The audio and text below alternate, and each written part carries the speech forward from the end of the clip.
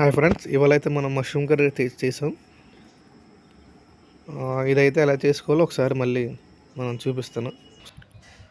ఫస్ట్గా మిక్సీలో ఒక 3 టమాటోస్, ఒక 3 పచ్చిమిర్చి, అలాగే ఒక అల్లం ముక్క, అలాగే 4 వెల్లుల్లిపాయలు, ఆల్రెడీ మనం నానబెట్టుకున్న జీడిపప్పు, 2 లవంగాలు, 2 యాలకులు కూడా వేసుకున్నాం. అలాగే మన దగ్గర తోడంటుకున్న పెరుగు ఉంటుంది కదా, అది కూడా వేసుకుని మిక్సీ పట్టుకుని మెత్తగా గ్రైండింగ్ చేసి పక్కన పెట్టుకున్నాం. ఇప్పుడు ఒక పెనం తీసుకుని అందులో ఆయిల్ వేసి మనం ఆల్రెడీ కట్ చేసి పెట్టుకున్న మష్రూమ్స్ బాగా ఫ్రై చేసి, ఎక్కువ డీప్ ఫ్రై చేయకూడదు, మళ్ళీ మెత్తపడిపోయి చిన్నగా అయిపోతాయి. ఫ్రై చేసి తీసుకుని ఒక గిన్నెలోకి తీసుకుందాం. ఇప్పుడు సేమ్ అదే పెనంలో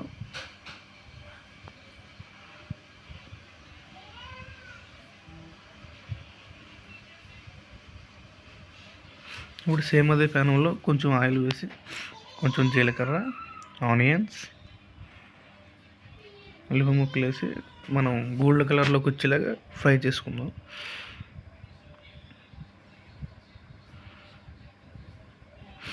ఇవి లైట్గా వేగితే సరిపోద్ది. లైట్గా గోల్డ్ కలర్లోకి వచ్చిన తర్వాత మనం కొంచెం ఈ టైప్ గోల్డ్ కలర్లోకి వస్తే సరిపోద్ది. ఇందులో కొంచెం కారం, ధనియాల పొడి, సాల్ట్ వేసుకుందాం. అదైతే మిర్చి మనకి ఇంటికాడ అయితే కారం తయారు చేసింది ఉంటుంది కదా, అదైతే మనకు కొంచెం కలర్ వస్తుంది, అలాగే ఘాటు కూడా ఉంటుంది కాబట్టి మాకు సరిపడగా మేము వేసాం. మనం ఇప్పుడు కారం వేసిన తర్వాత ఇది బాగా ఉడుకుతుంది కదా గ్రేవీ. ఇప్పుడు మనం ఇందులో ఆల్రెడీ మనం టమాటో మిక్సీ పట్టుకుని కదా, అది కూడా ఇందులో వేసుకుని మనం ఒకసారి ఫుల్గా కలుపుకుని, ఎందుకంటే రెండు బాగా మిక్స్ అవ్వాలి కాబట్టి ఫుల్ కలుపుకొని ఇందులో ఒక 250 ml వాటర్ యాడ్ చేసుకుందాం. ఇప్పుడు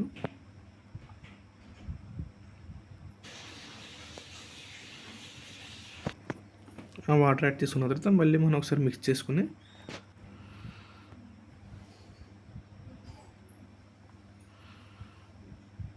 ఒక 5 నిమిషాలు అయితే ఉడకనివ్వాలి. ఈ మిక్సీ పట్టిన ఉడుకుద్ది, ఇలా ఒక్కసారి ఒక పొంగు వస్తుంది. అలా పొంగుతుండగా మనం ఆల్రెడీ ఫ్రై చేసుకున్న మష్రూమ్స్ ఉన్నాయి కదా, ఈ మష్రూమ్స్ అవి అందులో వేసుకుని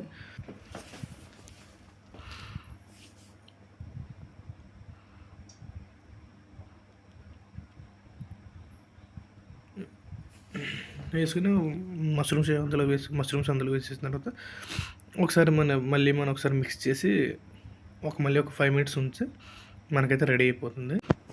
మనకి మష్రూమ్ అయితే ఉడికిన తర్వాత మనకి ఇలా కొంచెం ఉడుకుతూ ఉంటుంది కదా, ఈ టైంలోనే ఒక నిమ్మకాయ బద్ద ఒకటి తీసుకుని మనకు సరిపడినంత, అంటే కొంచెం నిమ్మరసం పిండుకొని దాన్ని తీసుకుని ఇప్పుడు కొత్తిమీరతో మనం గార్నిష్ చేసుకుంటే సరిపోద్ది. అంతే, వేడిగా అయితే మనకి రెడీ. ఇదైతే చపాతీలకు కానీ రైస్లకు కానీ సూపర్ ఉంటుంది.